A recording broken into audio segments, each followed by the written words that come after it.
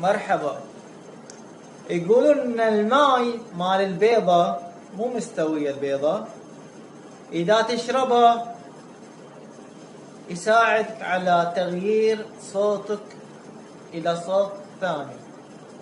فانا بشرب الماي اللي داخل وباكل القشور بعد شراب الماي، وبشوف صوتي يتغير لو لا.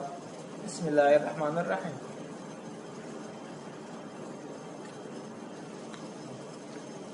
في ملاحة بس حلو.